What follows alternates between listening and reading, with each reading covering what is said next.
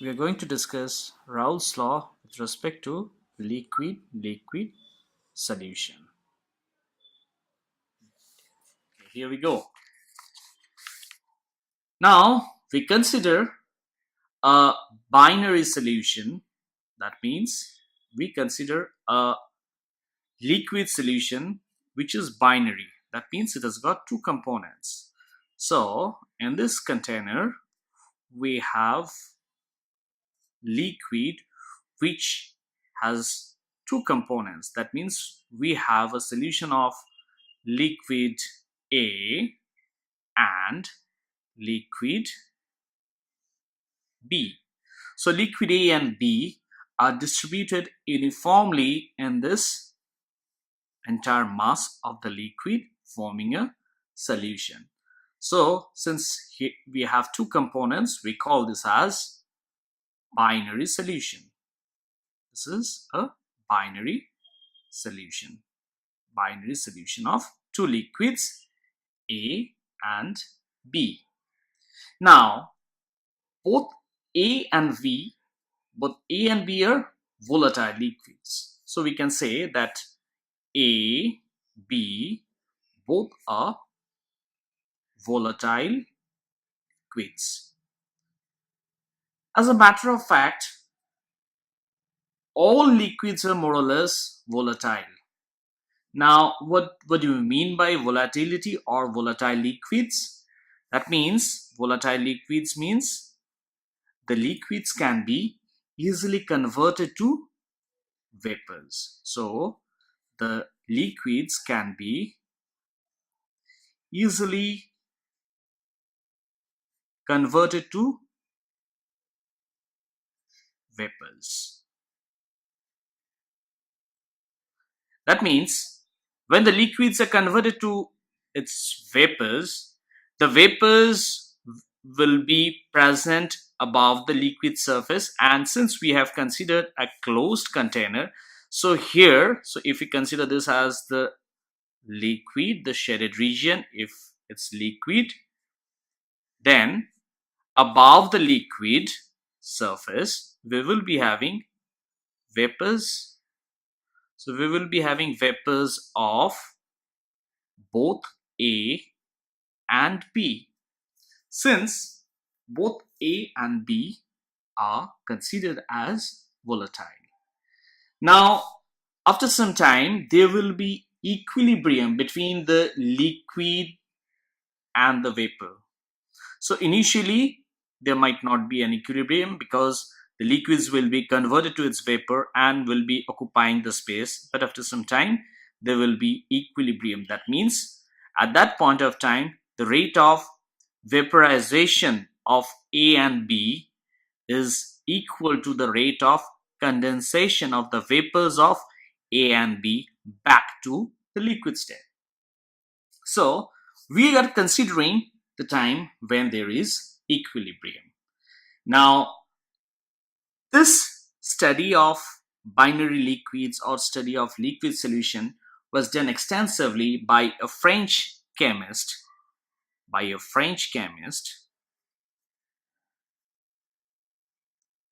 whose name is Francois Raoult. So, Francois Raoult did extensive study of liquid solution. And according to Raoult, the pressure above the liquid surface is because of the presence of the vapors of A and B. So, according to Raoult, the pressure above the liquid surface is because of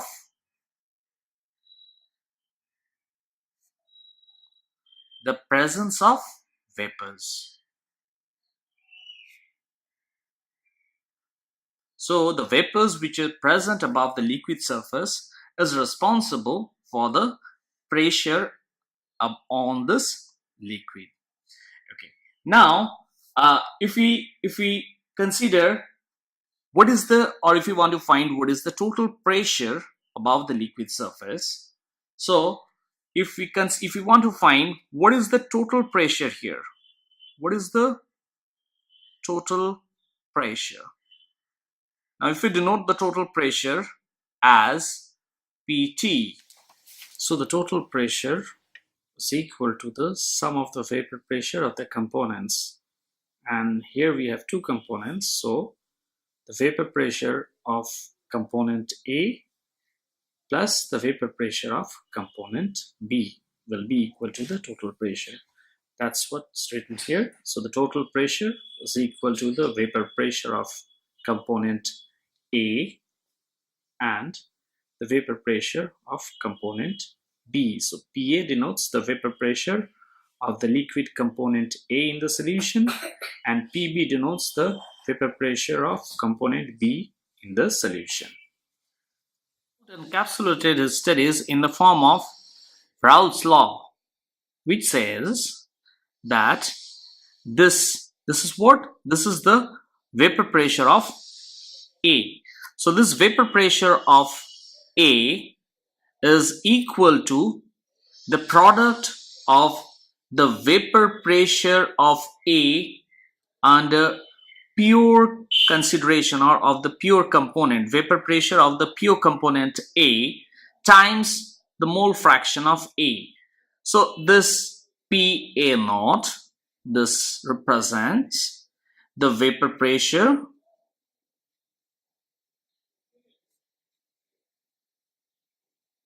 of pure component A. Vapor pressure of pure component A. That means the pressure, had there been, instead of A and B in the same container, had there been only A, had there been only liquid A, and if we consider a closed container under the same conditions of temperature, so at equilibrium, here we will be having the vapors of A. So under equilibrium conditions, that means when the rate of vaporization of liquid A is equal to the rate of condensation of the vapor A, so that's the equilibrium condition. So under the equilibrium condition, the pressure of the vapors of A is denoted by PA naught. So this PA naught is vapor pressure of pure component. We call pure component because at that point of time we are not considering the other component, that is liquid B. So when we consider in the same container, when we have liquid A under equilibrium conditions, then we will be having the vapors of A formed. So that will be the pressure because of this vapors of A is known as the vapor pressure of pure component A. Similarly, the vapor pressure of pure component B will be equal to PB naught. So the vapor pressure of B is equal to PB naught times the mole fraction of B. So here XA is mole fraction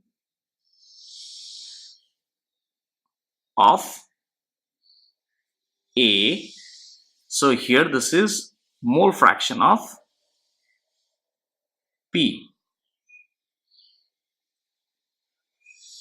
Now since we have considered a binary solution, so mole fraction of A and mole fraction of B taken together is equal to 1. So this what we can write, that the total pressure can be written as PA naught times the mole fraction of A. PA naught means the vapor pressure of the pure component A times the mole fraction of A plus PB naught, that is the vapor pressure of pure component B times the mole fraction of B. So we can write this in this form, that is the total vapor, that the total pressure of the vapors is equal to the sum of the components, and each, say when we consider the vapor pressure of a PA, so PA can be written as PA naught times XA, where PA naught is the vapor pressure of the PO component A and XA is the mole fraction of A. So PT, or the total pressure, is equal to the sum of these two, where this is the vapor pressure of PO component A, this is the mole fraction of A, this is the vapor pressure of PO component B, and this is the mole fraction of B. Now, this total pressure, which is equal to PA naught XA plus PB naught XB, can be rearranged in some other form. Say for example, we know that the sum of the mole fractions of A and B is equal to 1. So the mole fraction of B is 1 minus XA, right? So if you want to express this expression in the form of XA only, so we replace XB by XA. So we write it like PA naught XA plus PB naught. Instead of XB, we write 1 minus XA. So we get PA naught minus PB naught times XA plus PB naught. So we see that the total pressure, if we want to express only in terms of the mole fraction of A, can be written in this form. At the same time, if you want to express in the form as a mole fraction of B only, the total pressure can also be written in the form of the mole fraction as a mole fraction of B, like then here it will be PA naught plus it will be PB naught minus PA naught times the mole fraction of B. So we can write it in any of the forms. Okay, we can write it in the form of the mole fraction of A and B, the total pressure. We can write it only in the form of the mole fraction of any of the components, right? Okay, so the different expressions are now with us. Now if we just go back and have a look at the form of the Raoult's law, what we have seen, that is PA is equal to PA naught XA, or say PB is equal to PB naught XB. Here PA naught and PB naught are the vapor pressure of the pure component A and the vapor pressure of the pure component B. Now if you look at this, if you want to plot mole fraction versus pressure, we see here that this denotes the equation of a straight line passing through the origin. Now if you want to plot the graph, say in this axis, if we consider pressure, and in this axis if we consider the mole fraction,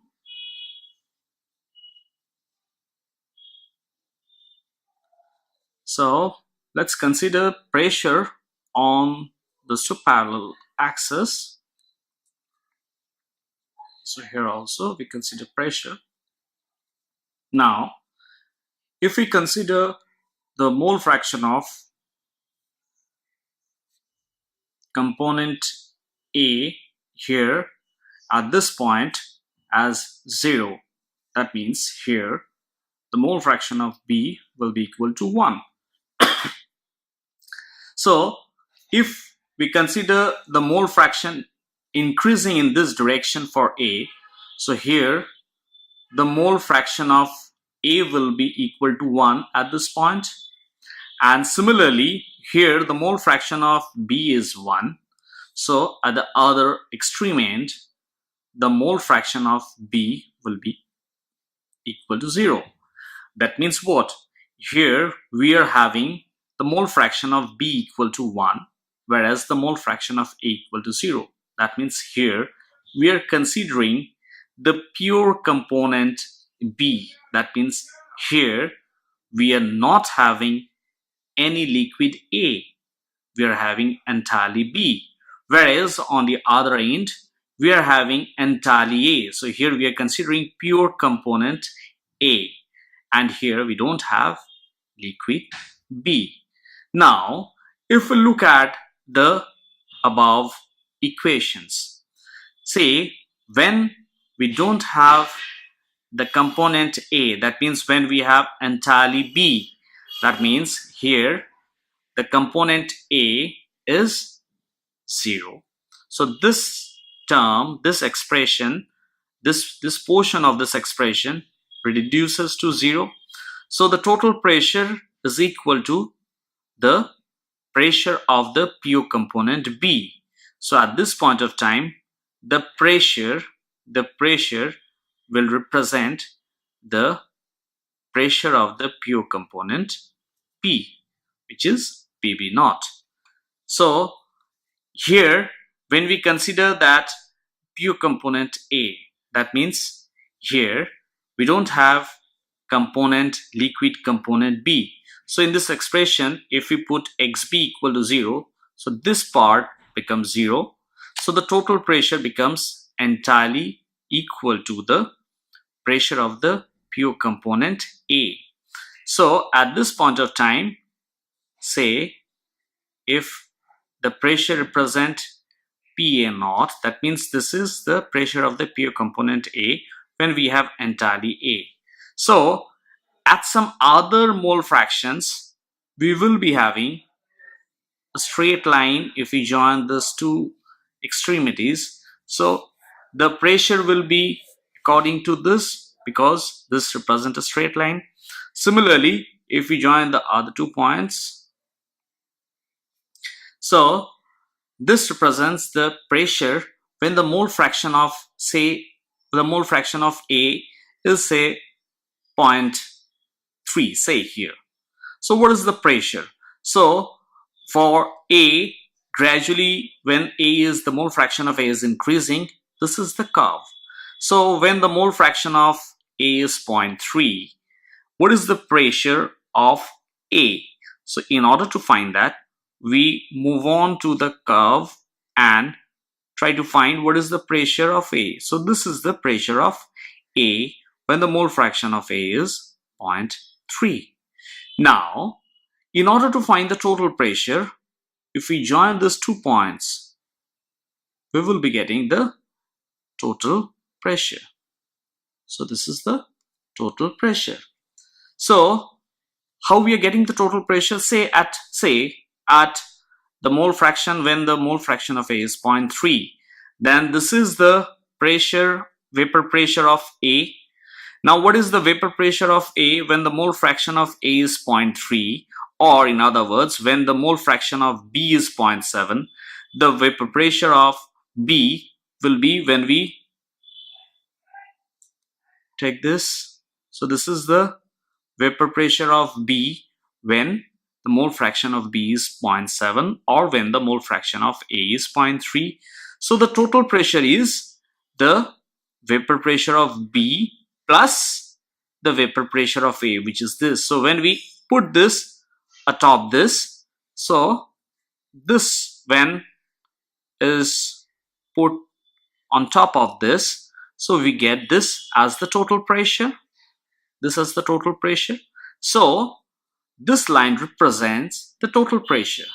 Now, one point to be noted, we see that the vapor pressure of the pure component B is greater than the vapor pressure of the pure component A.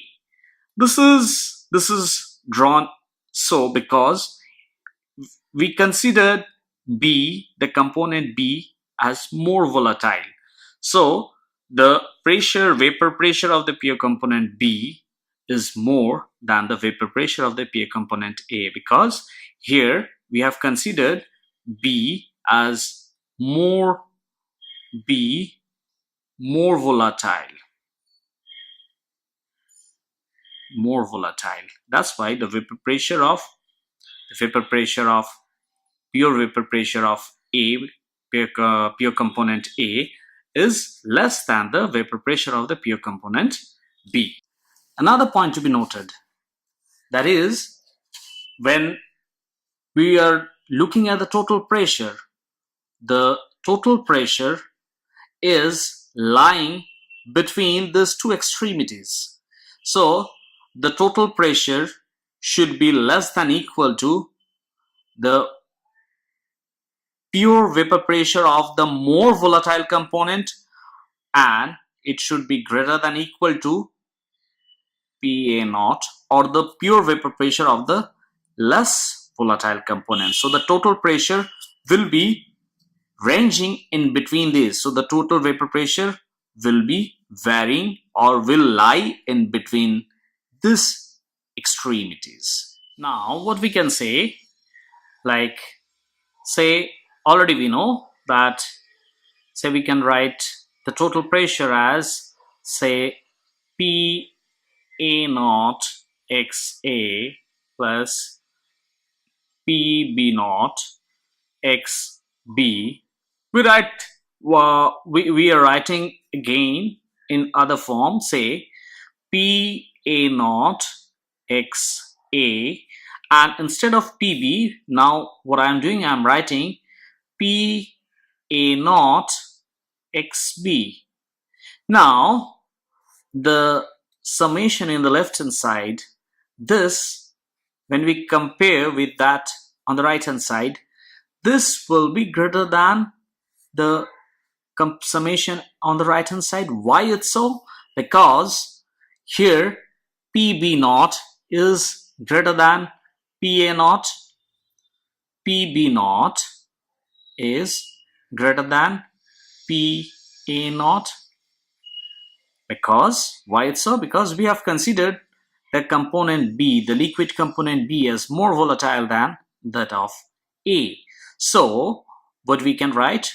We write that PA naught XA plus PB naught XB is greater than, if we take PA naught common, so we have what? We have XA plus XB times PA naught, or we can write that PA naught XA plus PB naught XB is greater than PA naught. Why?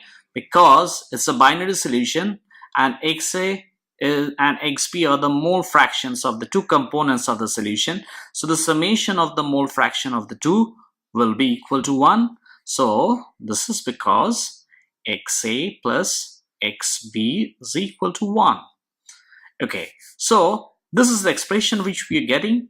Now we can rearrange this. We can take this entire thing as a denominator on the other side, and we can write it as, say, PA naught by PA naught XA plus PB naught XB. This has been taken on the other side.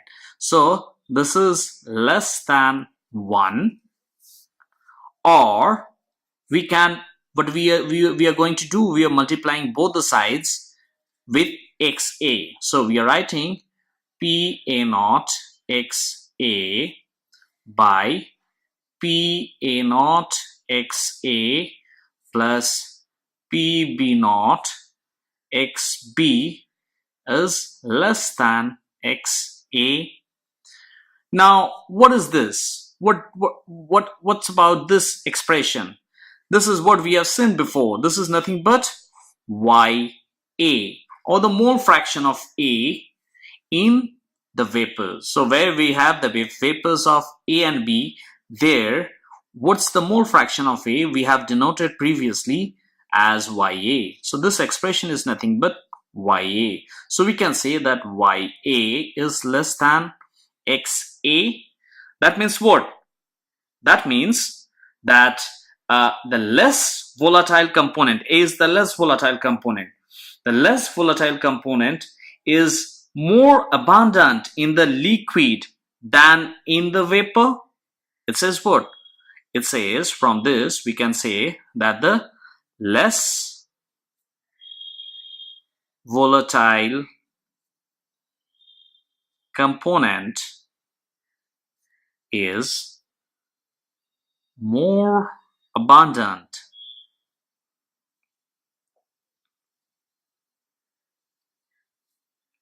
in the liquid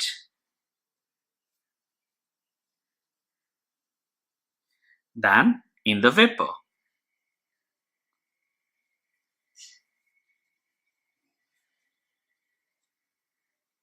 Or in other words, we can also say that if we have taken the other way, that means if we have taken the component B, so we could have said for the component B, it would have been that Y of B will be greater than X of B.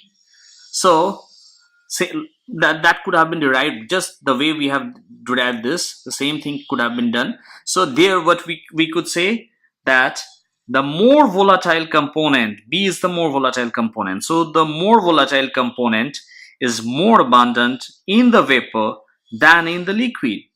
So the more volatile component, so more volatile component, for more volatile component, more volatile component, for the more volatile component, it's the abundancy in the vapor is more than in the liquid. So for the more volatile component, abundancy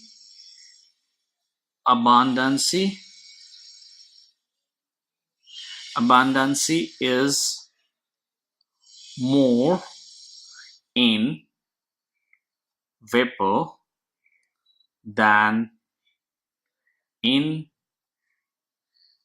liquid, right?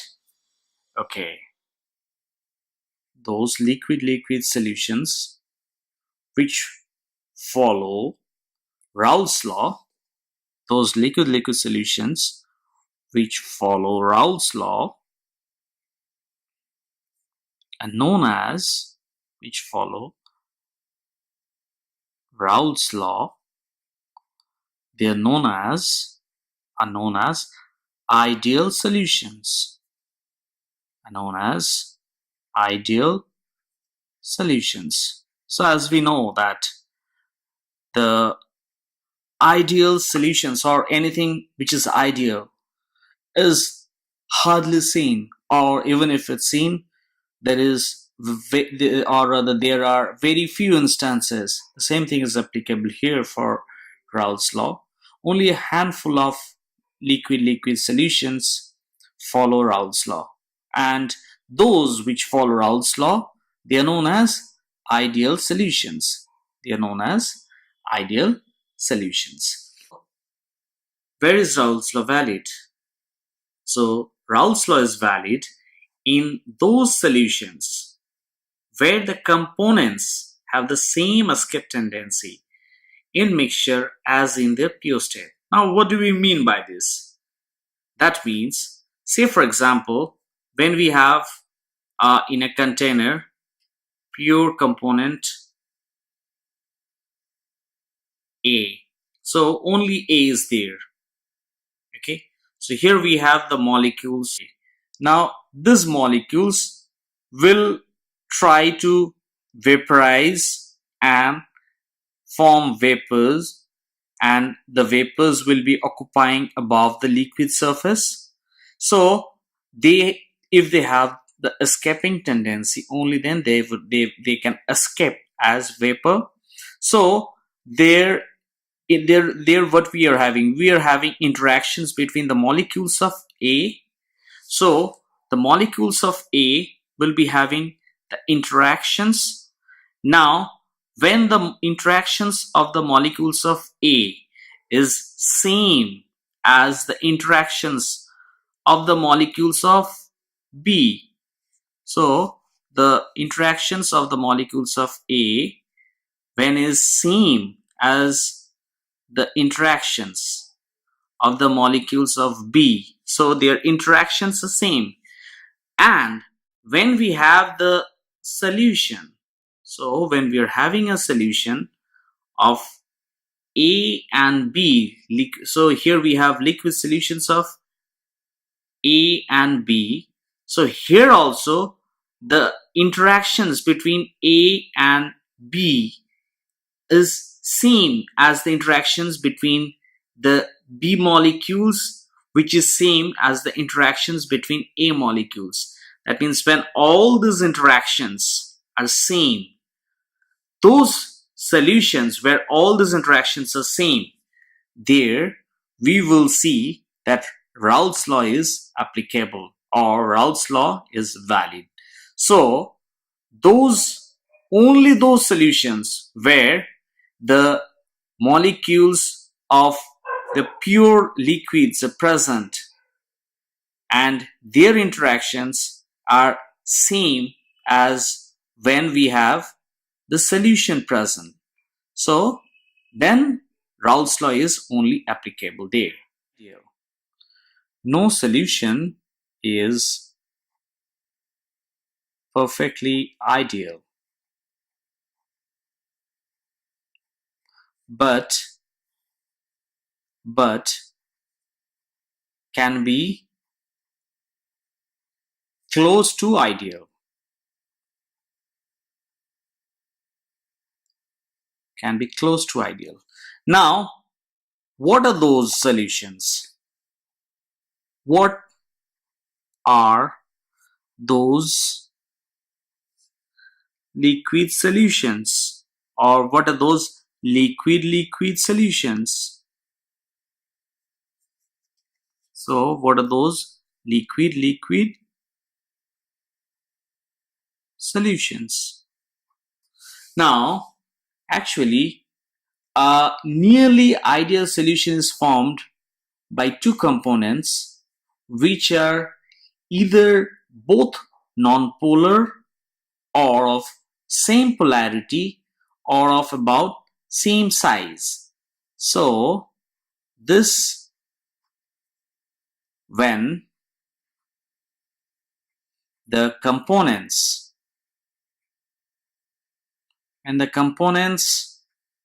are of same size,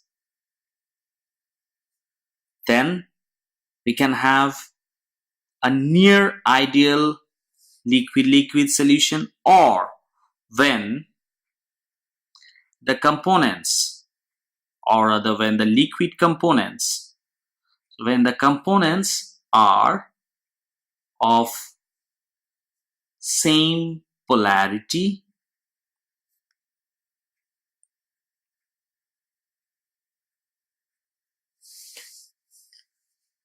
or when both the components are nonpolar,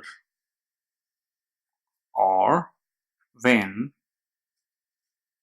both the components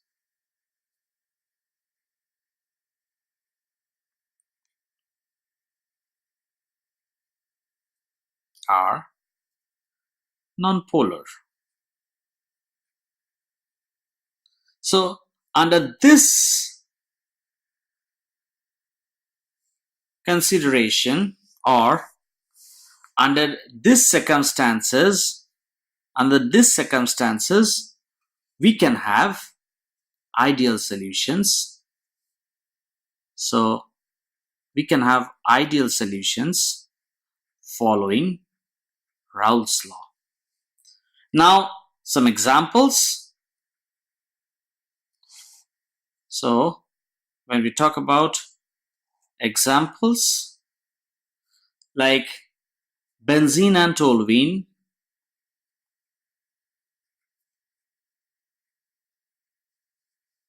say methanol and ethanol, methanol and ethanol, say carbon tetrachloride and silicon tetrachloride,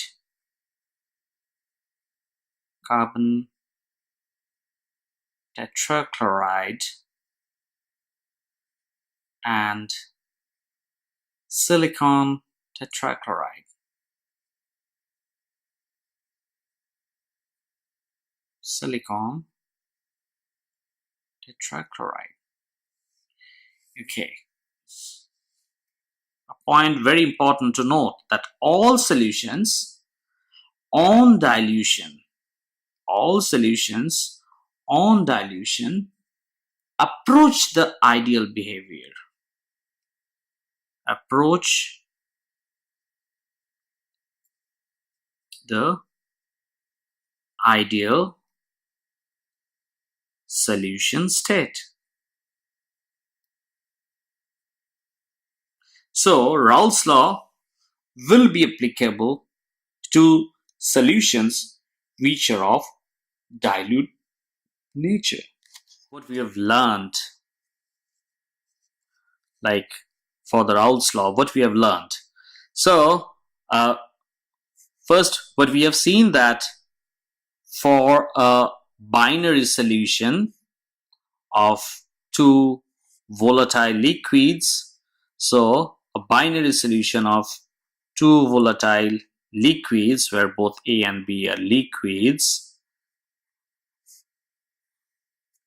the space above the liquid will be filled by the vapors of both A and B. So here we will be also having A and B, but here we will be having the vapors of A and B. So here we have liquid A and B, and above the liquid surface we have the vapors of A and B when we consider a closed container. So these vapors of A and B are formed because of the volatile nature of A and B. Now Raoult's law says what?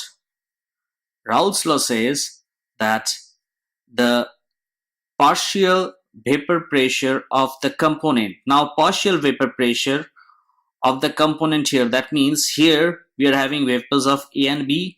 So the vapor pressure of A when present along with the other vapors, so the pressure of or the vapor pressure of A is also termed as the partial vapor pressure, which is denoted by PA.